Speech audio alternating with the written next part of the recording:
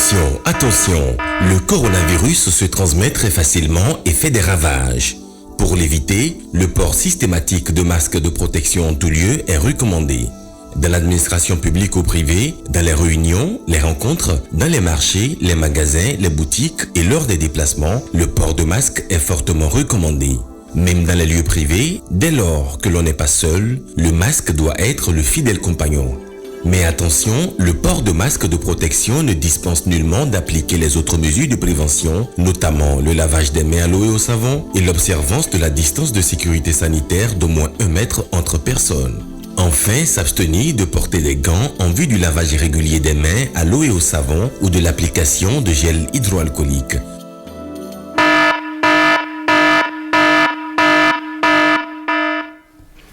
Bonsoir à tous, bienvenue si vous nous rejoignez dans cette nouvelle édition. Voici les titres de ce 20h. Des mesures supplémentaires pour prévenir le coronavirus au Bénin à l'intérieur du cordon sanitaire. La décision du port obligatoire des masques entre en vigueur à partir du mercredi 8 avril à 0h. À suivre le ministre de la Santé dans cette édition. L'eau potable disponible en quantité et en qualité dans nos communautés. En 4 ans, le pari de donner de l'eau potable à tous les Béninois d'ici 2021 est en passe d'être gagné. William Choki nous en parle.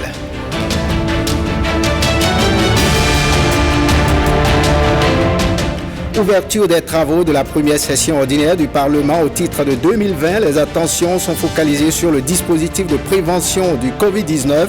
Les impressions de quelques parlementaires dans cette édition.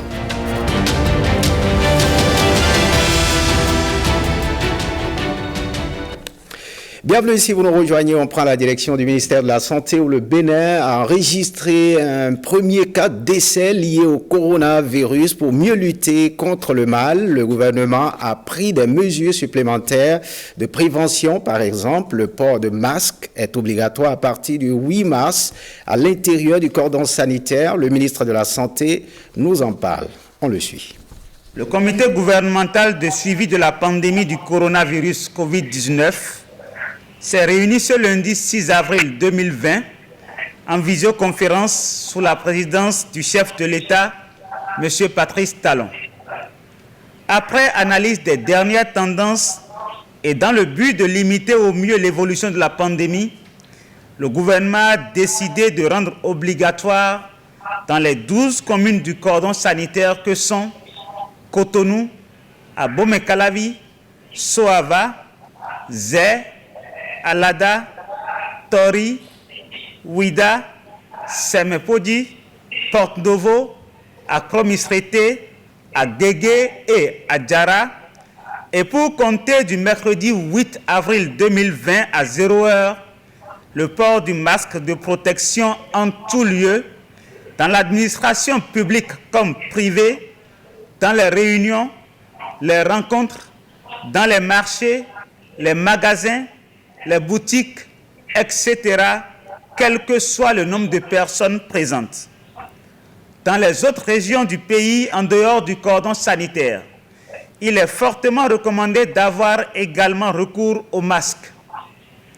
Cette mesure préventive reste fortement conseillée sur tout le territoire national, même dans les lieux privés, dès lors que l'on est en compagnie de quelqu'un d'autre. Par ailleurs, le gouvernement tient à rappeler que le port de masques de protection ne dispense nullement de l'application des autres mesures de prévention, notamment le lavage des mains à l'eau et au savon, l'observance de la distance de sécurité sanitaire d'au moins 1 mètre entre personnes. Enfin, le gouvernement en appelle au sens de civisme et de responsabilité de chaque citoyen pour la lutte efficace contre la pandémie. On parle toujours de la prévention de ce virus. Certains voyageurs mis en quarantaine, impatients de retrouver leur domicile alors que les résultats des tests de dépistage effectués sur eux n'étaient pas encore disponibles. Malheureusement, 3 cas étaient révélés positifs finalement et ces voyageurs sont obligés de subir un nouveau confinement de 14 jours. Suivez les explications du ministre au micro de Marcel Awassi.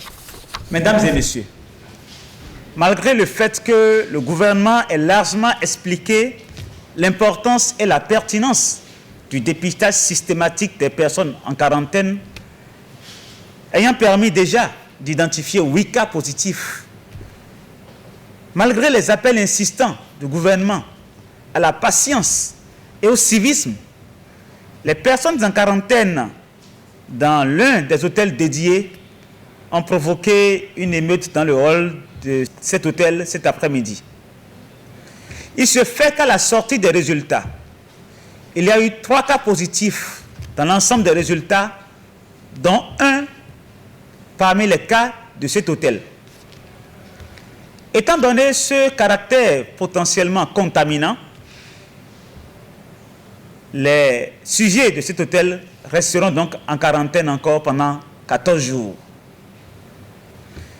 Il faut remarquer que les agents de santé se dévouent avec abnégation, sans répit, de jour comme de nuit, pour assurer les prélèvements et la disponibilité des résultats qui sont délivrés au fur et à mesure. Par ailleurs, l'État investit énormément dans cette stratégie pour permettre à nos compatriotes en voyage ou vivant à l'étranger de rentrer sur leur terre natale, en assurant aussi bien la prise en charge de leur séjour en quarantaine que du dépistage systématique. Ce comportement qui frise à la limite l'inconscience et qui expose nos paisibles populations dans le contexte particulier de la pandémie de la Covid-19 ne saurait rester sans suite. Le gouvernement avertit tous ceux qui violent les prescriptions édictées, notamment celles concernant les mesures de quarantaine et de l'auto-isolement, qu'ils seront soumis à des sanctions aussi bien civiles que pénales, conformément à la loi. En tout état de cause, toutes les personnes qui sont en quarantaine sont invitées à se soumettre au test de dépistage et à en entendre patiemment les résultats. Ce test se fera au 15e jour en raison de la période d'incubation qui dure 14 jours. Le faire avant ne serait pas pertinent et ne permettrait pas d'être efficient par rapport à cette période morte où nous ne savons pas quand est-ce que le passage à la positivité se fera. Je comprends leur impatience de pouvoir rentrer dans leur famille, mais ils doivent avant toute chose penser aux autres, penser au reste de la population, penser aux risques potentiels qu'ils peuvent constituer pour leur famille et pour l'ensemble du peuple béninois. Je voudrais encore une fois rappeler donc que seule la discipline et l'engagement de tout un chacun de nous permettront de vaincre cette maladie en évitant sa propagation. Parlons à présent de la subvention des masques. C'est une décision du gouvernement qui a pour but de permettre à toutes les couches de la société de pouvoir s'en procurer et à coût réduit, les populations se manifestent au niveau des pharmacies et saluent cette mesure d'accompagnement. Voici le constat de Lenaï Kagwazaou et Monique Toron. Accessibles sont-ils désormais certains masques vendus en pharmacie, et ce grâce à la subvention du gouvernement, une mesure sociale entrant dans le cadre de la lutte contre le coronavirus au Bénin. À Sémékodi et à Porto-Novo, la capitale, 2 communes voisines, cette décision est fortement saluée. Le gouvernement a pris la responsabilité de subventionner ces cache-nez pour permettre au plus grand nombre de la population d'en jouir et aussi de se préserver, parce que quand la décision était prise, c'était tombé sur la population, c'était une surprise. Les gens ne se sont pas préparés. Donc il faudrait prendre des dispositions pour que les populations puissent au moins avoir accès, la facilité. Je pense que c'est une décision louable, parce que tel que vous le remarquez, ce que moi j'ai porté, je l'ai pris à 1000 francs dans une pharmacie. Et je ne pense pas que tout le monde soit à même de débourser 1000 francs pour s'en approprier. J'ai acheté mon cache-nez à la pharmacie. Je dirais que c'est grâce au gouvernement que tout le monde va se protéger contre le coronavirus et que bon, avec ça, tout le monde doit être en mesure de payer. La conséquence directe de cette subvention est l'affluence au niveau des officines. Au regard de la situation, les pharmaciens sont obligés de faire respecter les mesures de prévention pour éviter d'éventuelles contaminations. Quand un client arrive, systématiquement, il doit pouvoir se laver les mains dehors. Le gardien lui ouvre la porte. Et à l'intérieur, le gardien veille à ce qu'il y ait une distance de 1 mètre entre chaque client. Si nous trouvons qu'il y a plus de clients, on maintient les autres dehors d'abord, en attendant que la salle se vide. Après achat du masque, son port est impératif pour prévenir le Covid-19. Nous demandons à toute la population de porter des masques. C'est parce que c'est pour notre vie. Si tout le monde en porte, on aura moins de contamination et ce sera pour la santé de tous les Béninois, je pense. J'invite les populations à aller à prendre ce qui est adéquat, ce qui est recommandé et d'éviter ce qui est usagé. Et de plus, je voudrais ajouter que l'utilisation est unique. Si les gens utilisent, qu'ils mettent ça dans des poubelles ou dans des endroits où les enfants n'ont pas assez. Des conseils utiles pour la préservation de l'environnement et la limitation de la propagation de la pandémie qui a déjà fait sa première victime au Bénin. Voyons toujours ces mesures préventives contre le coronavirus. Chacun a son rôle à y jouer au niveau des mairies et des arrondissements. Les dispositions sont prises pour empêcher la propagation du virus. Une équipe de la rédaction a fait le tour des mairies de Calavi, Soava et Zé. Précision Rebecca Kenjaoudé et Calvadoron. Sergio Razoumen en pleine sensibilisation dans sa commune. L'heure n'est plus à la légèreté, la menace est plus que réelle. Le coronavirus vient de faire sa première victime au Bénin. En première ligne au front, l'autorité locale décoche les messages dans la langue de ses administrés pour bien impacter. Face à lui, attentif, ses concitoyens posent des questions pour bien s'aguerrir. Pédagogique, Sergio Razoumen, chaque jour, recommence la mobilisation contre le coronavirus. Les dispositions sont nombreuses, mais l'essentiel c'est la sensibilisation d'abord. Vous avez constaté qu'on était en train de sensibiliser les gens, donc c'est surtout la sensibilisation pour faire comprendre que les gestes, les simples gestes dont le gouvernement a parlé, qui a fait l'objet même d'un arrêté au niveau de la mairie pour l'adapter à notre situation spécifique du lac, nous leur conseillons de toujours reprendre. Et par rapport à l'embarcation aussi, vous l'avez constaté, on respecte aussi ce qu'il faut par rapport au nombre de personnes qui doivent rester au niveau de chaque embarcation. Et vous devez constater tout à l'heure, ils m'ont posé le problème pour dire que nos embarcations, nos bacs sont plus longues que les voitures. Et qu'on dit qu'on doit avoir 3 personnes dans la voiture et que chez nous on doit avoir au moins 5-6, j'ai dit c'est les tests, il faut les respecter. Tout comme lui, Georges Bada, maire de Calavi, adopte les précieux gestes barrières contre le Covid-19 sans frontières. Des dispositifs de lavage de mains sont installés aussi bien à l'intérieur de la mairie qu'au niveau de chaque arrondissement de la commune. Le personnel est instruit à mettre un masque avant de prendre service. Et nul n'entre dans le bureau du maire s'il n'a un masque au visage. Mais bien avant tout ceci, il faut déjà s'être lavé les mains à l'entrée du bâtiment administratif. Il n'y a plus de doute, c'est une pandémie qui existe réellement et dont nous devons arrêter la propension, la propagation. Et pour arrêter cela, le gouvernement a pris des mesures qui, du reste, peuvent être respectées et qui doivent être respectées par toute la population. Et au niveau de la commune d'Abomey-Calavi, nous avons accompagné, disons, cette décision de confinement partiel. Et au niveau également de la mairie, pour y accéder, il faut nécessairement porter un masque. Vous respectez la distance d'1 mètre qui est recommandée. Évidemment, pour tousser, il faut faire ça. Pour tousser, malgré le masque que vous avez, lorsque vous respectez tous ces éléments, tous ces dispositifs, je crois que vous contrez nécessairement la propagation du mal. Mairie de Zé, les mesures préventives sont aussi de mise. Seul varie ici le mode de sensibilisation pour le même but, limiter les risques de propagation du coronavirus.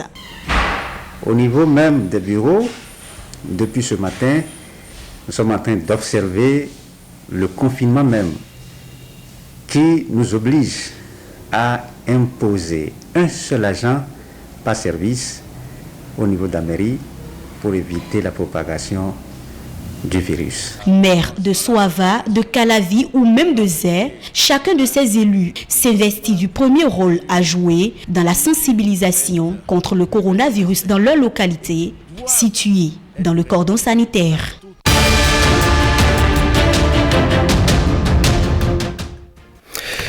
Hors du Bénin, la pandémie de coronavirus, comme on le sait, n'épargne pas plus les élites mondiales que les citoyens ordinaires. En Côte d'Ivoire, l'appareil gouvernemental est aussi désormais touché avec le ministre de la Défense, Ahmed Bakayoko. C'est ce que nous rapporte dans ce récit James William Guaguiri. Regardez. C'est au cœur même de l'appareil politique que le nouveau coronavirus qui sévit depuis quelques semaines en Côte d'Ivoire vient de frapper. Ahmed Bakayoko, ministre de la Défense, a annoncé lui-même ce lundi 6 avril avoir été testé positif au Covid-19. Le ministre se déclare asymptomatique pour l'instant, mais précise également avoir immédiatement été placé en confinement. Dans son message publié sur les réseaux sociaux, Ahmed Bakayoko, proche parmi les plus proches du président Alassane Dramane Ouattara, saisit l'occasion pour exhorter tous ses compatriotes à prendre au sérieux l'observation de toutes les mesures barrières pour se protéger et protéger les autres citoyens. Comme le ministre ivoirien de la Défense, plusieurs sujets atteints du coronavirus peuvent rester asymptomatiques tout en étant contagieux, d'où la nécessité d'observance stricte des gestes barrières, quelles que soient les circonstances. Et on reste en Côte d'Ivoire pour évoquer ces événements surréalistes survenus au quartier Yopougon d'Abidjan. Les jeunes du quartier ont saccagé un centre de dépistage du Covid-19 installé sur un site contesté. Le récit explication avec James William Guaguidi. Du bâtiment, il ne reste qu'une structure squelettique. Mais la colère des jeunes de Yopougon est loin d'être apaisée au matin de ce 6 avril. L'installation au cœur du quartier populaire de la capitale économique ivoirienne Abidjan d'un centre de dépistage du coronavirus est à l'origine des tensions. Vous pouvez les envoyer pour faire des dépistages à Cocody, à la Riviera, mais pourquoi Yopougon? Pourquoi Yopougon? Pourquoi? Vous avez les grosses villas, vous pouvez donner vos maisons pour les malades, mais pourquoi c'est ici vous allez envoyer pendant que nous les pauvres nous sommes ici? Si on met des malades ici, ça veut dire quoi? La population de Trois au nouveau quartier disent non à ce qu'on installe les malades du coronavirus pour ne pas contaminer les enfants qui viennent de naître et toute la population. C'est pourquoi les jeunes ont revendiqué hier nuit. On ne veut même pas centre de dépistage. On ne veut pas. On peut dépister à Mbempe. Donc ils n'ont qu'à envoyer ça à la forêt du Banco. Là-bas, il n'y a pas d'habitation. Ici, là, c'est un centre. Il y a des hôpitaux, il y a les écoles ici. Donc nous, on n'a pas besoin de ça ici. Un état de choses que n'approuvent pas tous les résidents de la cité. Je suis pour la contestation de la construction de cette tente, mais je trouve que la population allait un peu trop loin. Moi, j'aurais préféré qu'on assaillisse l'espace, qu'on s'asseye, qu'on brave le coup de feu. Et puis bon, comme ça, si le corps à bio commence à gazer la population, tout le monde entier pourra voir. Mais aller jusqu'à brûler le matériel, d'ailleurs nous sommes en manque de matériel, bon, c'est ce que je déplore. Déployées en nombre, les forces de défense et de sécurité sont parvenues à ramener le calme au prix d'une vingtaine d'interpellations. Selon les autorités sanitaires, le site devrait être remis en état de fonctionnement très vite. Il fait partie d'un dispositif de maillage destiné à limiter les déplacements des personnes souhaitant se faire dépister. À la date du 7 avril 2020, la Côte d'Ivoire compte 323 cas confirmés de Covid-19. Attention, attention, le coronavirus se transmet très facilement et fait des ravages. Pour l'éviter, le port systématique de masques de protection en tout lieu est recommandé. Dans l'administration publique ou privée, dans les réunions, les rencontres, dans les marchés, les magasins, les boutiques et lors des déplacements, le port de masque est fortement recommandé. Même dans les lieux privés, dès lors que l'on n'est pas seul, le masque doit être le fidèle compagnon. Mais attention, le port de masque de protection ne dispense nullement d'appliquer les autres mesures de prévention, notamment le lavage des mains à l'eau et au savon et l'observance de la distance de sécurité sanitaire d'au moins 1 mètre entre personnes. Enfin, s'abstenir de porter des gants en vue du lavage irrégulier des mains à l'eau et au savon ou de l'application de gel hydroalcoolique.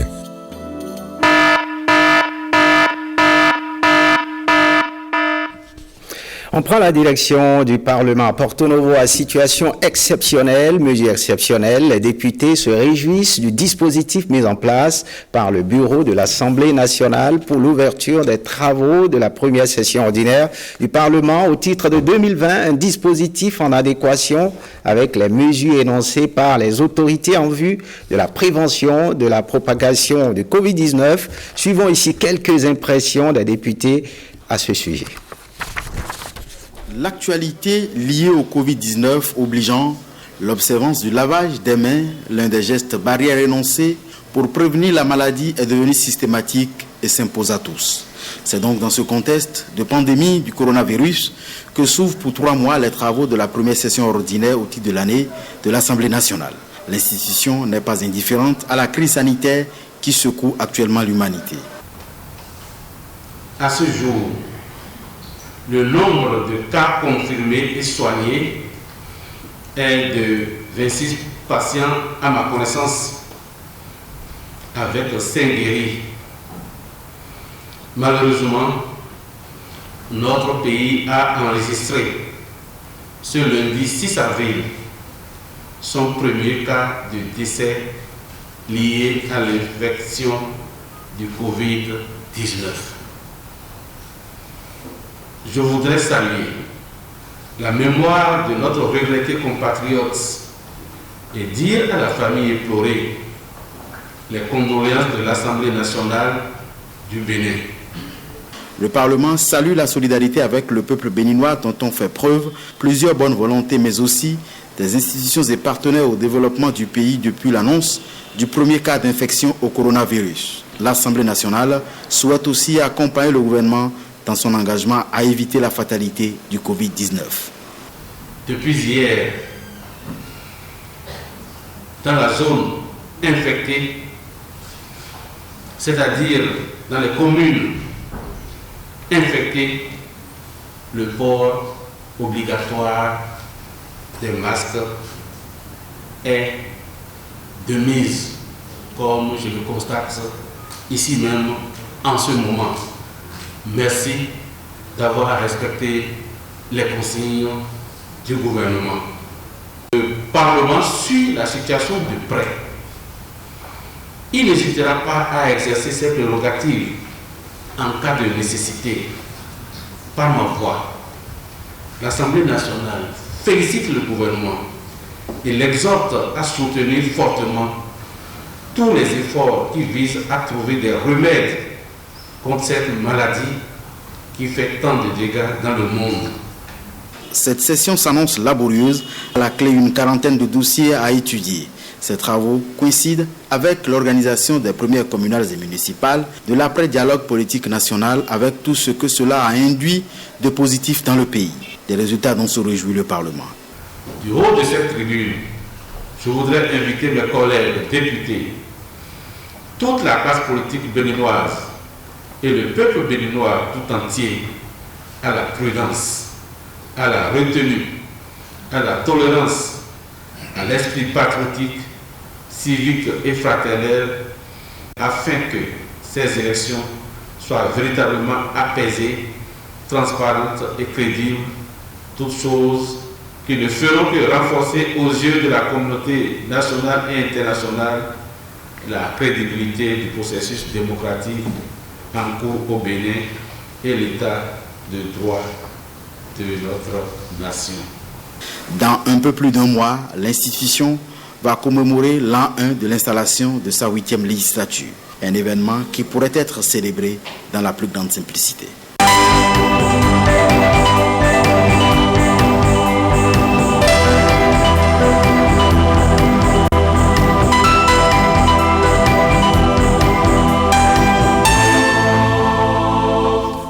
Parlons à présent de ce bilan en 4 ans de gouvernance dans le secteur de l'eau. L'eau potable disponible en quantité dans nos communautés. Le gouvernement de la rupture a réussi à concrétiser sa vision, celle de rendre disponible le liquide précieux en 4 ans.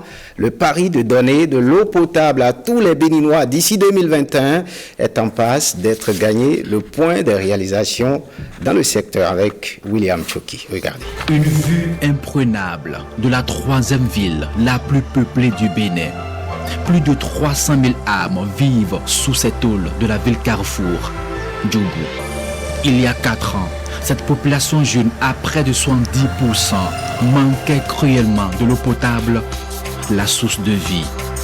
Elle était là, certes, mais la qualité était douteuse. Même ceux qui s'abonnaient au réseau de la SONEB, la Société nationale des eaux du Bénin, n'avaient pas à plein temps le liquide précieux. En saison sèche, soit 5 mois sur 12, c'était le comble. Mais depuis environ 3 ans, tout ceci est conjugué au passé. De mauvais souvenirs vite oubliés par les populations de Djougou.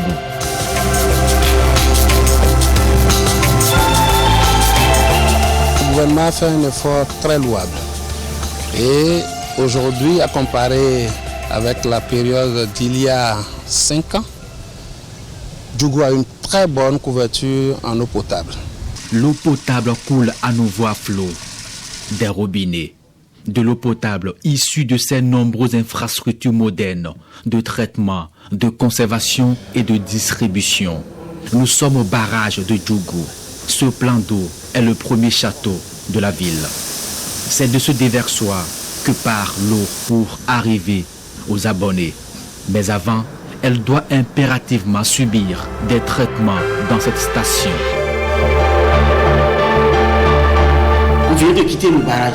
Donc l'eau est débarrassée de toutes les matières en suspension, les impuretés. Et ça subit de l'autre côté une filtration. Et c'est après la filtration qu'on fait la désinfection. La désinfection est la dernière étape du traitement de l'eau à la SONEB. Et après la désinfection, on fait un contrôle qui nous prouve que cette eau est potable, consommable. Et nous avons une bâche. Après la filtration, désinfection, l'eau va dans la bâche. Et après les analyses, ça répond aux normes. On envoie au château. Et c'est de château que ça alimente les abonnés. Cette station, c'est une station moderne qui est purement automatisée. Une infrastructure totalement rénovée, des machines ultra modernes pour garantir la qualité de l'eau aux populations. Nous avons la disponibilité de l'eau en quantité et la qualité.